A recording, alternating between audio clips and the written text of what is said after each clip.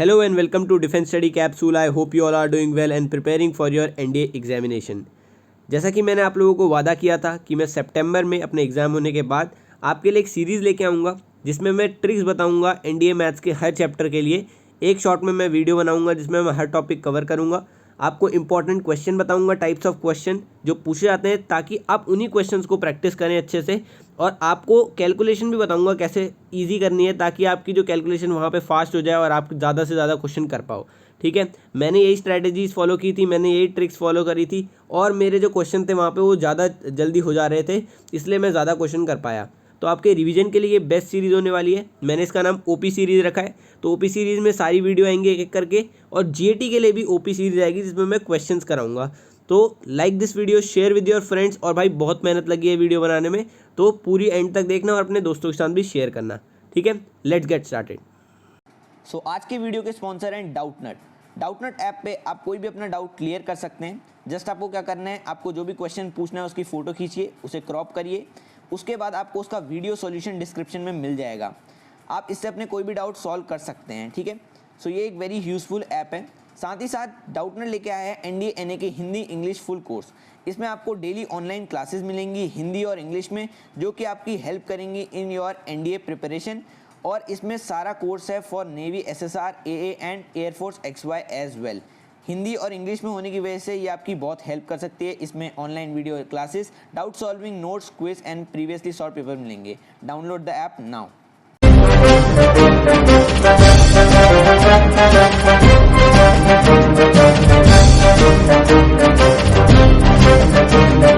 तो सबसे पहले शुरू कर लेते हैं टॉपिक्स कवर। जो मैंने टॉपिक कवर करने वाला हूँ इस वीडियो में वो होंगे क्विक रिवीजन। सबसे पहले रिवीजन कराऊंगा ताकि आपको जो आप क्वेश्चन कर रहे हैं तो आपको पता लग जाए यार ये कॉन्सेप्ट यूज़ हुआ है। ठीक है, किसी ने नहीं पढ़ा होगा शायद कॉम्प्लेक्स नंबर, या फिर ये वाला टॉपिक ना पढ़ा हो, तो मैं सारे टॉपिक्स का रिवीजन करा दूंगा एक बार छोटा सा। उसके बाद कैलकुलेटिव प्रॉब्लम्स ट्रिक्स के साथ, आयोटाइन क्यूब रूट ऑफ यूनिटी की problem, square root of complex number की ट्रिक, फिर ज्योमेट्रिकल क्वेश्चन में क्या ट्रिक लगती है और उसके बाद लोकस क्वेश्चन में क्या ट्रिक लगा सकते हैं। ठीक है, तो ये क्वेश्चन सारे आप पेन और पेपर लेके बैठो या फिर कॉपी लेके बैठो और नोट करते रहना। इसकी PDF भी मैं प्रोवाइड कर दूंगा डिस्क्रिप्शन में, बट आप खुद नोट करोगे तो ज़्यादा समझ आएगा। ठीक है, जो क्वेश्चन मैं करा रहा हूँ वो खुद करके देखना कि मैं कौन से मेथड से करता था, और जो मैं मेथड बताऊँगा उसे भी नोट कर लेना। शायद तुमने कभी ना देखा हो मेथड, शायद तुम्हें आता हो। ठीक है, तो सबके लिए बेसिकली शायद तुम्हें सारी ट्रिक्स पता हो, तो नोट कर लेना, अभी भी रिवीजन हो जाएगा। ठीक है, तो शुरू करते हैं। सबसे पहले एक क्विक रिवीजन कर लेते हैं जल्दी जल्दी। सो फ्रेंड्स, स्टार्ट करते हैं सबसे पहले ज्योमेट्रिकल प्रॉपर्टीज से। ठीक है, ज्योमेट्रिकल प्रॉपर्टीज में सबसे पहले हमें क्या पढ़ना होता है कि अगर मेरे पास कॉम्प्लेक्स नंबर है Z1, ठीक है, और दूसरा कॉम्प्लेक्स नंबर मेरे पास Z2, तो इनके बीच का अगर मेरे को डिस्टेंस निकालना है तो वो होता है modulus of Z1 minus Z2। ठीक है, अब ये मॉडुलस क्या होता है? मॉडुलस होता है डिस्टेंस ओरिजिन से उस पॉइंट तक का, उसे हम मॉडुलस ऑफ Z कहते हैं। और ये क्या होता है? इन दोनों के बीच का डिस्टेंस सिग्निफाई करता है Z1 और Z2 का। तो ये यूज़ हो सकता है बहुत सारी प्रॉब्लम्स में। उसके बाद सेक्शन फार्मूला, जैसे कि हम लोग पॉइंट्स में पढ़ते थे, एक लाइन में 2 पॉइंट होंगे, उसको एक तीसरा पॉइंट m/n रेशियो में डिवाइड करेगा तो हम ऐसे लिखते थे, वैसे ही हम लोग इसमें भी लिखते हैं। अगर इसे Z डिवाइड करता है इन रेशियो m/n तो ये ऐसे लिखा जाता है Z। अगर इंटरनली करता है तो प्लस आता है और एक्सटर्नली करता है तो माइनस आता है। ये बहुत ज़्यादा इंपॉर्टेंट पॉइंट है, इसे नोट कर लेना कहीं पे। आगे मैं एक प्रॉब्लम कराऊंगा वहाँ पे जाके ये यूज़ होगा। ठीक है, Z माइनस ए मतलब इसका डिस्टेंस A से is equal to Z minus b, इसका डिस्टेंस B से। तो Z का लोकस क्या होगा? ये होगा perpendicular bisector of the line joining A to B। Common ये है, अगर दोनों का बीच का डिस्टेंस सेम है, A से डिस्टेंस भी सेम है, B से डिस्टेंस भी सेम है, तो वो परपेंडिकुलर बाइसेक्टर में कहीं पे भी लाई कर सकता है। ठीक है, तो इसका मतलब ये है। उसके बाद Z minus Z1 upon Z minus Z2 का मॉडुलस, अगर एक के इक्वल और के 1 के इक्वल नहीं है, अगर 1 के इक्वल हो जाएगा तो ये हो जाएगा, बट अगर 1 के इक्वल नहीं है तो ये सर्कल होता है। ठीक है, Z एक सर्कल होता है। इसमें भी प्रॉब्लम करेंगे आगे जाके ज्योमेट्रिकल प्रॉब्लम्स में। ठीक है, ये सारा रिवीजन हो गया। तो फ्रेंड्स, अगर हमारे पास कॉम्प्लेक्स नंबर सिस्टम दे रखा है तो उसमें हमारे को कॉम्प्लेक्स नंबर डिनोट करते हैं जनरली A प्लस IB से। ठीक है, या फिर X प्लस IY। ठीक है, जिसमें A होता है रियल पार्ट, B होता है कॉम्प्लेक्स पार्ट।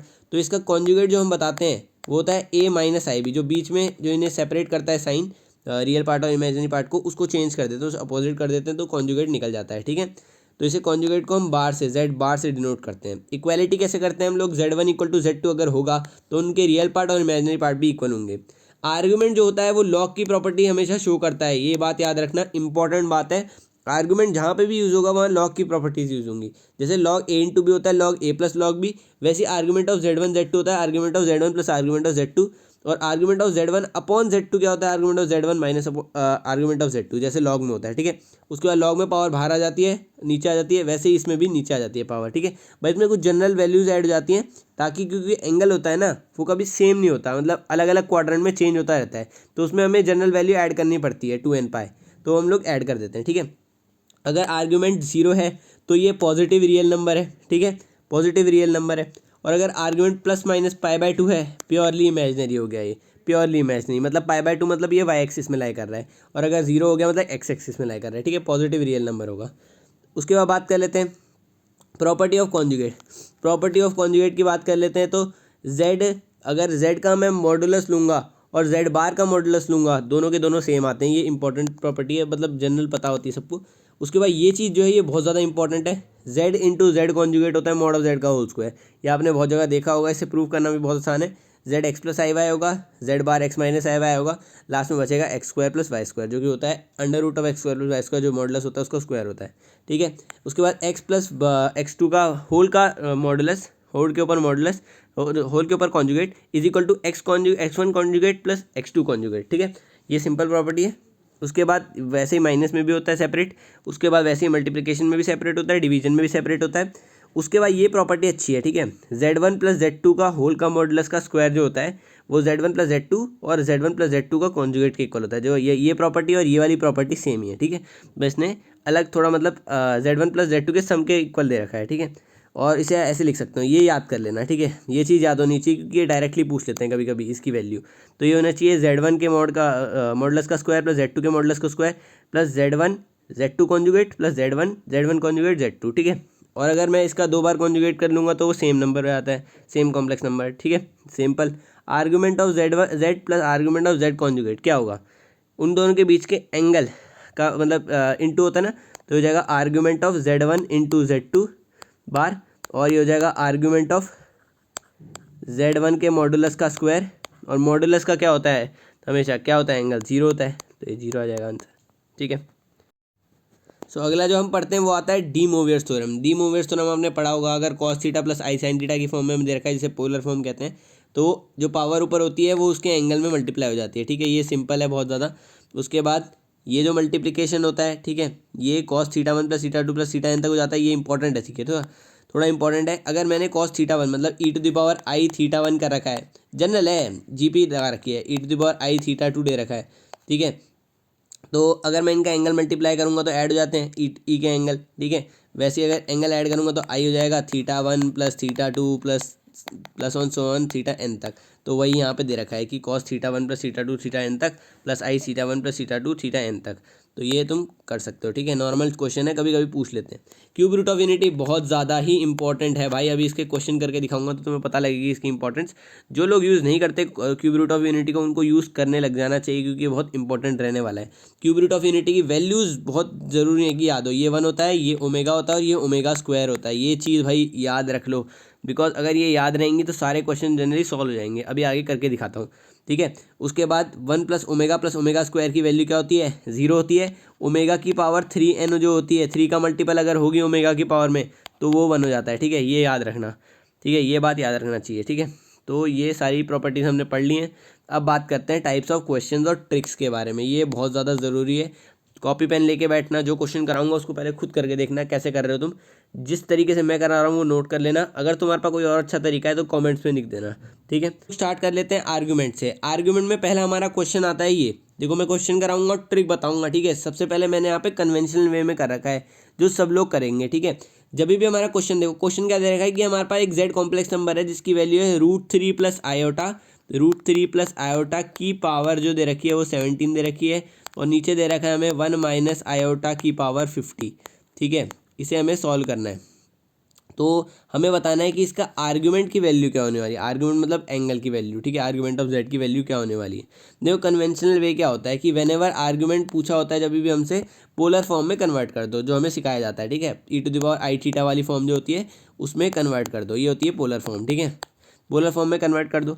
तो हमने क्या किया कि हमने 2 की पावर 17 से मतलब दोनों साइड ऊपर नीचे हमने 2 से मल्टीप्लाई डिवाइड कर दिया, तो ये √3/2 प्लस i/2 बन गया, और नीचे भी 1/√2, क्योंकि हमें पता है 45 डिग्री होता है cos 45 एंड sin 45, और √3/2 क्या होता है cos 30 डिग्री और 1/2 कॉस साइन 30 डिग्री होता है, ठीक है। तो हमने उस फॉर्म में ब्रेक कर दिया, cos π/6 प्लस आई साइन π/6 cos π/4 प्लस आई माइनस आई साइन π/4। अब ये चीज़ याद रखनी बहुत ज़्यादा ज़रूरी है कि cos थीटा प्लस आई साइन थीटा e⁻i थीटा होता है और cos थीटा माइनस आई साइन थीटा e⁻−i थीटा होता है, ठीक है, जिसमें थीटा आर्गुमेंट होता है। तो वैसे हमने कन्वर्ट कर दिया cos π/6 प्लस आई साइन π/6 को e⁻i π/6 में मल्टीप्लाई बाय 17 क्योंकि पावर में, और वैसे ही हमने e⁻−π/4 को 50 से मल्टीप्लाई किया। अब यहाँ पे जो हमने काटा तो 1/2 की पावर 8 आया, उसका कोई काम नहीं क्योंकि हम लोग आर्गुमेंट निकाल रहे हैं, ठीक है। तो e⁻i हमने, अब ये माइनस में था नीचे, ऊपर जाके ऐड हो गया, ठीक है, 25/2। तो लास्ट में बचता है हमारे पास क्या है यहाँ पे e⁻i 46 π/3। अब 46 π/3 को हमने फिर cos थीटा प्लस आई साइन थीटा में ब्रेक कर दिया यहाँ पे, ठीक है। उसको लिखा cos 46 π/3 और आई साइन 46 π/3। अब अगर उसे हमें नॉर्मल एंगल्स में कन्वर्ट करना है तो उसे डिवाइड करना पड़ेगा। जो नियरेस्ट इंटीजर आता है उसके फॉर्म में हम लिख सकते हैं, एक तो 15π प्लस π/3 लिख सकते हैं और एक 16π माइनस 2π/3 लिख सकते हैं, ठीक है। जो नियरेस्ट इंटीजर आते हैं उनके हम लोग मल्टीप्लिकेशन में लिख सकते हैं। तो ये इसको लिख सकता हूँ मैं cos 16π माइनस 2π/3 प्लस आई 16π माइनस 2π/3। अब cos 2n π माइनस थीटा क्या होता है, cos थीटा, ठीक है। चौथे क्वाड्रेंट में अगर मैं बात करूँ तो cos पॉजिटिव होता है, ठीक है, वही दे रखा है यहाँ पे cos 2π/3 आ जाएगा। और चौथे क्वाड्रेंट में साइन क्या होता है, नेगेटिव, माइनस आई साइन 2π/3। अब यहाँ पे जो प्रॉपर्टी हमने पढ़ी थी cos थीटा माइनस आई साइन थीटा e⁻−i थीटा होता है, वो यहाँ लगा दी, ठीक है। cos थीटा माइनस आई साइन थीटा हो जाए e⁻i थीटा, ठीक है। तो आर्गुमेंट क्या आ गया यहाँ पे हमारे पास, -π/3 2π/3 -2π/3 हमारे पास आर्गुमेंट आ गया। ये बहुत लंबा मेथड हो गया, ठीक है। तो अब हम लोग ट्रिक देख लेते हैं। जो मैंने ट्रिक अपनाई थी वो तो लॉन्ग मेथड हो गया, अब शॉर्ट मेथड देखते हैं। देखो भाई, जहाँ पे भी आपको √3 प्लस माइनस आई दिखे, प्लस माइनस आई दिखे, ठीक है, या फिर 1 प्लस माइनस आई √3 दिखे, वहाँ ओमेगा और आयोटा के टर्म में कन्वर्ट कर देना। हमें पता है, जैसे मैंने पीछे बताया कि ओमेगा की वैल्यू -1 प्लस आई √3/2 होती है और ओमेगा स्क्वायर की -1 माइनस आई √3/2 होती है। तो ऊपर देख लो, तुम्हें √3 प्लस आई दिख रहा है, तो उसमें से अगर आई कॉमन ले लूँ तो मेरे को पता है 1/i -1 होता है, ठीक है। ऊपर नीचे आई मल्टीप्लाई करके आ जाता है, तो 1/i करा तो ये देखो ये क्या बन गया, 1 माइनस √3i, और मेरे को पता है 1 माइनस √3i को मैं माइनस ओमेगा के टर्म में लिख सकता हूँ। मैंने 2 की पावर 70 से मल्टीप्लाई डिवाइड किया, ठीक है, मल्टीप्लाई डिवाइड किया तो ये क्या बन गया, देखो -1 प्लस आई √3 बन गया, जो होता है ओमेगा, ठीक है। तो i की पावर 17 मैंने यहाँ निकाल रखा है, 2 की पावर 17 यहाँ पे आ गया। नीचे क्या किया मैंने, 1 माइनस आई था नीचे, और 1 माइनस आई स्क्वायर मुझे पता है कि क्या होता है, -2i, ये याद रखना, ठीक है। 1 माइनस आई स्क्वायर अगर तुम कैलकुलेट करते हो तो -2i होता है, बहुत सारे क्वेश्चन में यूज होता है, तो इसकी वैल्यू याद ही कर लो। तो -2i की पावर 25 हो जाएगा फिर, ठीक है। तो वहाँ उसकी भी वैल्यू 2 की पावर 25 नीचे आ गया और i की पावर 25 नीचे आ गया, और ऊपर पहले से क्या था, i की पावर 17 और 2 की पावर 17, और ये ओमेगा बन गया था तो ओमेगा की पावर 17, ठीक है। तो i की पावर 17 नीचे आके i की पावर 8 बन गया, नीचे आके 2 की पावर 8 बन गया, और ओमेगा की पावर 17 क्या होती है, ओमेगा की पावर 17 को अगर मैं लिखता हूँ तो ओमेगा की पावर 15 इंटू ओमेगा स्क्वायर लिख सकता हूँ। ओमेगा की पावर 15 क्या होती है, 1, क्योंकि वो 3 का मल्टीपल है, तो ओमेगा स्क्वायर बच जाएगा लास्ट में, तो z की वैल्यू ओमेगा स्क्वायर हो गई। अब तुम्हें पता होना चाहिए कि जो ओमेगा स्क्वायर का आर्गुमेंट होता है वो -2π/3 होता है, ठीक है, और ओमेगा का आर्गुमेंट होता है 2π/3। इसको ऐसे भी निकाल सकते हो कि ओमेगा स्क्वायर की वैल्यू क्या होती है, -1 माइनस आई √3/2, तो इसका एंगल कितना होगा, एंगल होगा π/3, बट ये कौन से क्वाड्रेंट में लाई कर रहा है, थर्ड क्वाड्रेंट में लाई कर रहा है, तो आंसर -2π/3 आएगा, ठीक है। तो ऐसे कर सकते हो, देखो ट्रिक है, इजीली हो गया, इसमें ज़्यादा कन्फ्यूजन नहीं है। ओमेगा के टर्म में तुमने चेंज करना है बस, इसकी आदत डालनी पड़ेगी, जो मैंने क्वेश्चन बताया इसके बार बार प्रैक्टिस करना, तभी जाके तुम्हारा स्ट्रॉन्ग हो पाएगा, ठीक है। ओमेगा में चेंज करना, ओमेगा में चेंज वही लोग कर पाते हैं जो देख पाते हैं कि यार ये ओमेगा बन सकता है, ठीक है, तो तुम्हें ये देखना आना चाहिए, ठीक है। तो ये सब तुम्हारी हेल्प करने वाला है, इसको मैं PDF दे दूंगा तो तुम बार बार प्रैक्टिस कर सकते हो, ठीक है। तो अगले क्वेश्चन में बढ़ते हैं हम लोग। अगला क्वेश्चन है हमारा मॉड्यूलस का। मॉड्यूलस में भी बहुत ज़्यादा इंपॉर्टेंट चीज़ें आती हैं, ठीक है। ये क्वेश्चन दे रखा है हमें z = 1 माइनस आई बाय आई √3, और अब नीचे देखा 2 1 माइनस आई। देखो cos थीटा प्लस आई साइन थीटा और cos थीटा माइनस आई साइन थीटा भी दे रखा है। ये सारा कंफ्यूज करने के लिए दे रखा है, क्योंकि तुम्हें पता है कि यार इसका जो मॉड्यूलस होगा वो हमेशा 1 होगा, दोनों चीज़ों का, cos थीटा प्लस आई साइन थीटा का भी और cos थीटा माइनस आई साइन थीटा का भी। तो तुम इसे हटा ही दो, क्योंकि तुम्हें मॉड्यूलस कैलकुलेट करना है। ये देखो यहाँ मैंने पॉइंट लिख रखा है कि इन दोनों का मॉड्यूलस 1 होता है। उसके बाद तुम्हें दे रखा है कि z की वैल्यू मैंने क्या किया, रेशनलाइज कर दिया, नीचे मल्टीप्लाई कर दिया 1 प्लस आई से, ऊपर मल्टीप्लाई कर दिया 1 प्लस आई से, नीचे बन गया 4 1 माइनस आई स्क्वायर, ठीक है, और ऊपर बन गया ये सब। उसके बाद मैंने इसके रियल पार्ट और इमेजिनरी पार्ट अलग कर दिए। उसके बाद मैंने इसका मॉड्यूलस निकाल लिया, कितना सिंपल हो गया, ठीक है। और ये बात याद रखना है कि a प्लस बी का whole square plus a minus b का whole square, a plus b है ये, a माइनस बी है, इनका होल स्क्वायर की वैल्यू क्या होती है 2a² + b², और अगर माइनस करूँगा तो 4a भी आती है। ये इजी कैलकुलेशन करने के लिए होती है, ठीक है, जो ये चीज़ें बता रहा हूँ ईजी करने के लिए होती हैं कैलकुलेशन। तो आंसर 1/√2 आ जाएगा, ठीक है। तो ऐसे हमने आसानी से मॉडुलस के क्वेश्चन भी सॉल्व कर दिए। तो अब वैल्यू कैलकुलेशन पे एक क्वेश्चन कर लेते हैं। वैल्यू कैलकुलेशन में जनरली सिंपल सवाल आते हैं, ठीक है। इनमें बहुत बड़ी बड़ी पावर्स दे देंगे तुम्हें डराने के लिए, बट आंसर जो होता है वो बहुत छोटा सा आता है और सिंपल आता है। देखो यहाँ पे जनरली लोग क्या लगाएंगे, जो कैंडिडेट्स होंगे वो लगाएंगे पोलर फॉर्म, क्योंकि उन्हें सिखा रखा होता है कि इन क्वेश्चन में पोलर फॉर्म यूज़ कर लो। बट मेरा एक कन्वेंशनल वे, जहाँ मेरे को √3 दिख जाता है, मैंने बताया तुम्हें 1 + -√3 और 1 √3 + -1 दिख जाता है, वहाँ मैं कॉम्प्लेक्स नंबर में चेंज कर देता हूँ। बट यहाँ तो सामने सामने कॉम्प्लेक्स नंबर दिख रहा है यार मेरे को, मतलब क्यूब रूट ऑफ यूनिटी दिख रहा है यार। क्या ओमेगा हो जाएगा, ये ओमेगा² हो जाएगा। अगर मैं इसे किससे मल्टीप्लाई करूँ, 2 से 2⁻15 और 2 अपॉन डिवाइड कर दो 2⁻15 से। देखो मैंने यहाँ डिवाइड कर दिया, यहाँ पे भी डिवाइड कर दिया, तो क्या आ जाएगा। और नीचे वाली चीज़ को भी मैं आराम से लिख सकता हूँ, अभी बताया मैंने तुम्हें। 1 - i का जो हमारे पास होता है 1 - i, इसका जो होल स्क्वायर होता है वो 2i के -2i के इक्वल होता है, ठीक है। और अगर मैं 1 + i का होल स्क्वायर निकालता हूँ तो ये कितना होता है 2i के इक्वल होता है। तो भाई मैंने इतनी आसानी से क्या कर दिया, आंसर सॉल्व कर दिया। इसको मैंने लिख दिया क्या, 2 - 2i की पावर 10, इसको मैंने लिख दिया 2i की पावर 10। ऊपर वाले को मैंने ओमेगा की पावर 15 लिख दिया, ऊपर साइड वाले को ओमेगा स्क्वायर की पावर 15 लिख दिया। यहाँ 2 की पावर 10 से 15 करा, 2 की पावर 5 बचा यहाँ पे, और ओमेगा की पावर 15 3 का मल्टीपल है तो 1 हो जाएगा। और नीचे आयोटा की पावर 10 है, जो आयोटा स्क्वायर के इक्वल होता है। देखो आयोटा की पावर जो होती है 4n, आयोटा की पावर 4n जो होती है वो 1 होती है, ठीक है। आयोटा की पावर 4n जो होती है वो 1 होती है, ठीक है। तो यहाँ पे देखिए 10, तो इसे लिख सकता हूँ i8 × i2। i8 तो 1 हो जाएगा, i2 क्या होता है -1, तो नीचे -1 आ गया। और यहाँ 1 + 1 2 हो जाएगा, 2 की पावर 6 -2 की पावर 6 आ गया, -64 आंसर। इजी पीजी 11 स्क्वीजी, बहुत ही सिंपल। और अगर तुम इसे सिंपल अगर तुम इसे पोलर फॉर्म में कन्वर्ट करते तो पहले पोलर फॉर्म में कन्वर्ट करना पड़ता, एंगल बनाने पड़ते, ठीक है, नीचे ऊपर, उसके बाद उन्हें मल्टीप्लाई करना होता, उसके बाद वापस तुम्हें उनके वैल्यू निकालनी होती है, तुम्हें मॉडुलस निकालना है तो, ठीक है। तो ये थोड़ा मुश्किल हो जाता। तो अगर इसकी वैल्यू निकालनी है तो ईजिली तुम इसे ओमेगा और आयोटा के फॉर्म में कन्वर्ट करो। ये वैल्यू कैलकुलेशन का अच्छा क्वेश्चन था, ठीक है। आगे बात कर लेते हैं। नेक्स्ट इज एक और वैल्यू कैलकुलेशन का छोटा सा सवाल। अगर ये इक्वेशन दे रखी है तुम्हें, और तुम्हें x की पावर n + 1/x की पावर n पूछा है, तो x की अगर तुम वैल्यू निकालोगे सिंपल इससे क्वाड्रेटिक इक्वेशन सॉल्व करने के फॉर्मूले से, तो यहाँ पे x की power e to the power +- i theta आती है। x की वैल्यू आ जाएगी cos theta + -i sin theta. तो x को e to the power +- i theta लिख सकता हूँ, जैसे मैंने तुम्हें पिछला फॉर्मूला बताया था पिछले क्वेश्चन में। तो अगर n से मल्टीप्लाई करूँगा तो n थीटा हो जाएगा, और यहाँ पे क्या हो जाएगा माइनस प्लस, मतलब उल्टा हो जाएगा ना, नीचे से ऊपर आओगे तो उल्टा हो जाएंगे साइन। तो e to the power i theta और e to the power -i theta. तो अगर इसे करोगे तो cos n theta + i sin theta और cos n थीटा माइनस, एक प्लस में आएगा एक माइनस में आएगा, तो लास्ट में बचेगा क्या 2 cos n थीटा। तो आंसर आ जाएगा 2 cos n theta. Simple question, ठीक है। ऐसे सॉल्व करना है दिमाग लगा के, बिल्कुल पोलर फॉर्म में कन्वर्ट करना था इसमें, तो आसानी से हो जाता। अगर किसी और मेथड से जाते तो थोड़ी दिक्कत हो जाती, ठीक है। आगे बात कर लेते हैं, एक और इजी क्वेश्चन देख लेते हैं। ये x की वैल्यू 1 + i है। अभी मैंने बताया तुम्हें, जब भी 1 + i 1 - i दिखे तो स्क्वायर कर दो। यहाँ पे तो सिंपल स्क्वायर में ही पूछा है, तो x² निकाल लिया मैंने। x² की वैल्यू कितनी आ गई 2i आ गई, ठीक है। 1 + i² होता है 2i, मैंने निकाल लिया 2i का क्यूब 2i², 2i + 1 वैल्यू निकाली, आंसर आया। बहुत सिंपल, 2 मिनट मतलब 10 सेकंड में हो जाएगा, अगर तुमने अच्छी कैलकुलेशन कर रखी है अपनी, ठीक है। तो प्रैक्टिस करो, उतनी अच्छी कैलकुलेशन बनाओ अपनी, ठीक है। आगे बात कर लेते हैं। अब बात करते हैं कॉन्जुगेट के क्वेश्चन के बारे में। कॉन्जुगेट का एक अच्छा सवाल है, कॉन्जुगेट की प्रॉपर्टीज तो पिछले में कर ली हमने, ठीक है। अब एक अच्छा सवाल कर लेते हैं।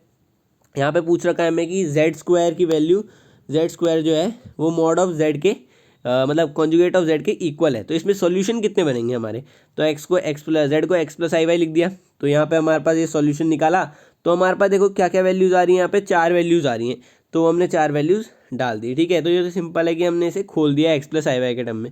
जब भी ऐसा गिवन हो तो x + i y के टर्म में ही खोलना चाहिए, ठीक है। और प्रॉपर्टीज़ का यूज़ मत करना, क्योंकि वो थोड़ा दिमाग मतलब क्वेश्चन को कंफ्यूज कर देंगे, ठीक है। तो नॉर्मली सॉल्व करना इसमें x + i y के टर्म में, ठीक है। इस क्वेश्चन की यही ट्रिक है, नॉर्मली सॉल्व करो, ठीक है। अगला क्वेश्चन देख लेते हैं। ये इसमें प्रॉपर्टी यूज़ हो रही है generally, find if they are collinear और नॉट। तो हमारे पास 3 कॉम्प्लेक्स नंबर दे रखे हैं, बताना है कि कोलिनियर है कि नहीं। कोलिनियरिटी की कंडीशन याद होनी चाहिए बस, क्वेश्चन 2 मिनट का भी नहीं है, ठीक है। z1 z2 z3, z1 conjugate z2 conjugate z3 conjugate 1 1 1, अगर ये इसका डिटर्मिनेंट 0 के इक्वल आता है तो ये पॉइंट्स कोलिनियर होते हैं। मैंने यहाँ करके भी दिखा रखा है तुम्हें इसके लिए, तो ये पॉइंट्स कोलिनियर हैं, ठीक है, क्योंकि इनका डिटर्मिनेंट 0 के इक्वल आ रहा है। तो ये तुम्हें याद रखना है कि ये अगर 0 के इक्वल आता है तो ये कोलिनियर होते हैं। आगे बात कर लेते हैं आयोटा और क्यूब रूट ऑफ यूनिटी की प्रॉब्लम। ठीक है, तो यहाँ पे देखो यार सिंपल, यहाँ पे मैंने बताया था जहाँ पे भी तुम्हें दिखे कि आई प्लस माइनस रूट 3 दे रखा हो या रूट 3 आई प्लस माइनस 1 दे रखा हो, ठीक है, प्लस माइनस 1 दे रखा हो, तो वहाँ पे तुम्हें ओमेगा और आई के टर्म में चेंज करना है। तो वही कर दिया हमने। ये देखो मैंने लिख भी रखा है, जब भी आई प्लस माइनस रूट 3 या प्लस रूट 3 प्लस माइनस 1 के टर्म में दे रखा हो तो उसे हमेशा cube root of unity omega square के टर्म में ब्रेक कर दो। तो हमने आई कॉमन ले लिया। जब भी मैं बोलता हूँ आई कॉमन लेना चाहिए, जब आई प्लस रूट 3 दे रखा हो तो उसमें आई कॉमन ले लिया, तो 1 माइनस रूट 3 आई बन गया 2019, और यहाँ पे आई के और 2019 कॉमन ले रखा है, तो ये क्या बन गया माइनस ओमेगा बना है। देखो मैंने ओमेगा की वैल्यू लिख रखी है, माइनस से मल्टीप्लाई करूँगा तो ये आएगा माइनस ओमेगा, और ये माइनस ओमेगा स्क्वायर। सॉल्व किया, सिंपली आंसर 2i आ गया। ठीक है, लंबे मेथड से जाते किसी और, अगर उससे जाते या लॉन्ग मेथड से, अगर तुम पोलर फॉर्म में कन्वर्ट करते थोड़ा लंबा चल जाता, आंसर सॉल्व हो जाता। मैं नहीं कह रहा आंसर सॉल्व नहीं होता, बट वही ये लंबा चला जाता। ठीक है, ये अगर ओमेगा के टर्म में चेंज करते हो तो यार क्वेश्चन छोटा हो जाता है, टाइम बचता है, और क्वेश्चन में तुम टाइम दे सकते हो। ठीक है, तो ये याद रखना है कि वहाँ पर तुम्हें टाइम बचाना है। ठीक है, आगे बात कर लेते हैं। आगे बात करते हैं स्क्वायर रूट। ये बहुत इंपॉर्टेंट कॉन्सेप्ट है square root of complex number का। सिंपल ट्रिक बता रहा हूँ, एक बहुत अच्छी ट्रिक बता रहा हूँ। अगर तुम्हें पूछ रखा है कि -15 प्लस -8i का स्क्वायर रूट बताओ, सिंपल एक फॉर्मूला है, ये याद कर लो, ये याद कर लो बस। x की वैल्यू होती है under root of modulus of z प्लस x/2। ठीक है, x यहाँ पे x मतलब जो होता है कि इसका रियल पार्ट, और ये x जो होता है वो इसका रियल पार्ट होता है। ठीक है, मतलब x मतलब रियल पार्ट ऑफ जो क्वेश्चन पूछ रखा है। ठीक है, इसको x से x कंफ्यूज मत करना। ठीक है, दोनों सेम नहीं है, ये रियल पार्ट है, यहाँ रियल पार्ट लिख देता हूँ, रियल पार्ट ऑफ क्वेश्चन, जो रियल पार्ट होता है। ठीक है, तो मॉडुलस ऑफ z प्लस x/2 और मॉडुलस y क्या होता है, modulus of z minus x/2 का अंडर रूट। ठीक है, तो अगर मैंने क्वेश्चन में कर रखा है, ये देखो x की वैल्यू निकाल रखी है और y की वैल्यू भी निकाल रखी है। अब जो इन दोनों के बीच का साइन आता है, साइन बहुत इंपॉर्टेंट है, साइन कन्वेंशन बहुत ज़्यादा इंपॉर्टेंट है। प्लस माइनस तो लगना ही है क्योंकि रूट लगा है। अब बीच में साइन वही आएगा जो यहाँ पहले था। ठीक है, वही साइन आएगा, क्योंकि देखो इमेजिनरी पार्ट में माइनस साइन था, यहाँ पे भी इमेजिनरी पार्ट में माइनस साइन ही आएगा। तो ये ट्रिक याद रखना। सॉल्यूशन में ये लिखना कि x की वैल्यू क्या हो सकती है, mod of z plus real part of जो भी क्वेश्चन दे रखा है, real part of z upon 2, और modulus of z minus real part of z upon 2 का रूट y होता है। ठीक है, और उसके बाद साइन कौन सा लगता है, जो पहले था साइन इमेजिनरी पार्ट का, वही साइन अभी भी लगेगा। ठीक है, प्लस माइनस, तो ये आंसर आ जाएगा। ठीक है, सिंपल, ये हमारा स्क्वायर रूट का भी हो गया। आगे बात करते हैं, ज्योमेट्रिकल क्वेश्चन बहुत ज़्यादा इंपॉर्टेंट है। ज़्यादातर क्वेश्चन जो ज्योमेट्रिकल क्वेश्चन है वो ऐसे ही सॉल्व हो जाते हैं। ठीक है, सिंपल क्या है कि z माइनस हमारे ये दे रखा है, z-4 upon z-8 equal to 1। अब मैंने बताया था जब ये क्वेश्चन दे रखी होती है 1 के इक्वल होता है तो परपेंडिकुलर बाइसेक्टर होता है, अभी बताया था मैंने। ठीक है, we know that if this is given then it is perpendicular bisector of the line joining.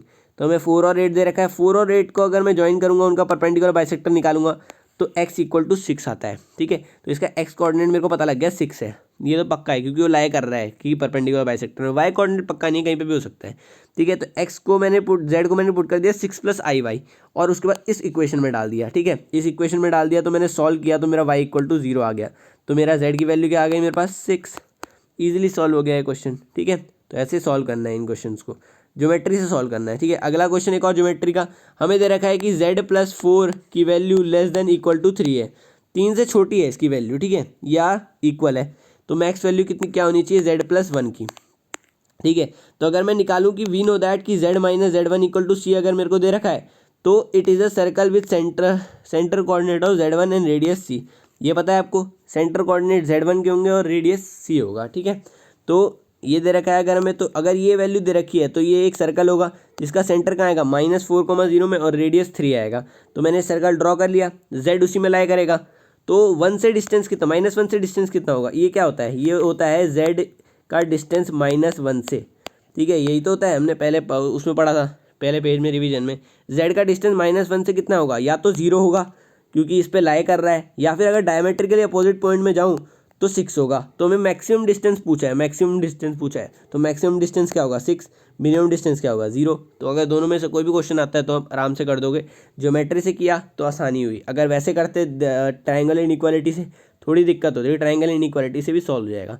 ठीक है, आगे बात करते हैं लोकस प्रॉब्लम में, बहुत ज़्यादा इंपॉर्टेंट होती है लोकस प्रॉब्लम। सिंपल ट्रिक है, आराम से हो जाएंगे क्वेश्चन। याद रखना है कि अगर modulus of z minus z1 दे रखा है और modulus of z minus z2 दे रखा है, ठीक है, इज इक्वल टू के कॉन्स्टेंट है। अगर ये दे रखा है प्लस वाले टर्म में बात कर रहा हूँ, प्लस है अभी, प्लस बीच में प्लस है, z minus z one plus modulus of z minus z two, के इक्वल दे रखा है। के अगर modulus of z one minus z two के इक्वल नहीं है तो इलिप्स होगा, अगर इक्वल है तो स्ट्रेट लाइन होगा। कंडीशन याद कर लो, बस कंडीशन याद कर लो, वहाँ अप्लाई करना। इसकी कुछ क्वेश्चन प्रैक्टिस करके जाना, तभी याद रहेंगे, ठीक है। और जेड अगर माइनस है बीच में इन दोनों के, जेड माइनस जेड वन के मॉड और minus z minus z two के मॉड, इसके भी जो माइनस है, तो अगर ये k not equal to z one minus z two के मॉड के इक्वल है तो हाइपरबोला होगा, अगर इक्वल है तो स्ट्रेट लाइन होगा, ठीक है। ये याद करना, कंडीशन बहुत ज़्यादा इंपॉर्टेंट है। अगर ये दे रखा है तुम्हें कि जेड माइनस जेड वन का modulus upon z minus z two का मॉडुलस के इक्वल है, तो अगर के वन के इक्वल है, मैंने बताया था परपेंडिकुलर बाइसेक्टर होता है, के नहीं होगा वन के इक्वल तो सर्कल होता है, अभी मैंने पिछले में रिवीजन कराया, ठीक है। और ये इंपॉर्टेंट कंडीशन है कि अगर z प्लस जेड कॉन्जुगेट का modulus plus Z minus Z conjugate का मॉडुलस के इक्वल है, किसी कांस्टेंट के इक्वल है, तो वो स्क्वायर डिनोट करता है, ठीक है। जो लोकस होता है वो उसका स्क्वायर होता है, ठीक है। तो इसकी प्रॉब्लम्स पूछी जा सकती हैं। ये रही एक प्रॉब्लम आपके सामने, सिंपल प्रॉब्लम।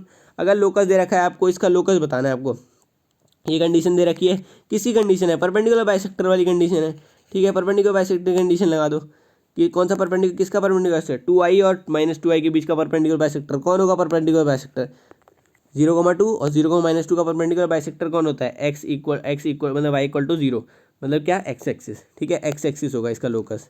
तो ये क्वेश्चन भी हमने आराम से सॉल्व कर दिया। आगे बात करते हैं, क्वेश्चन शीट और PDF क्या होगा वो प्रोवाइड कर दिया जाएगा आपको डिस्क्रिप्शन में। अगर वीडियो पसंद आई तो लाइक करना यार, बहुत मेहनत की है इस उसमें वीडियो में, ठीक है। और आगे वीडियो आती रहेंगी इसी टाइप से। अगर आपको कोई सजेशन देना है तो आप कमेंट सेक्शन में दे सकते हैं कि कैसे वीडियो इंप्रूव हो सकती है। क्वेश्चन में प्रोवाइड कर दूंगा, PDF प्रोवाइड कर दूंगा, ठीक है। अपने दोस्तों के साथ शेयर करना, लाइक करना और सब्सक्राइब करना चैनल को, ठीक है। टेलीग्राम ग्रुप ज्वाइन कर सकते हो, डिस्क्रिप्शन में लिंक होगा। Thanks for watching the video and till then, जय हिंद।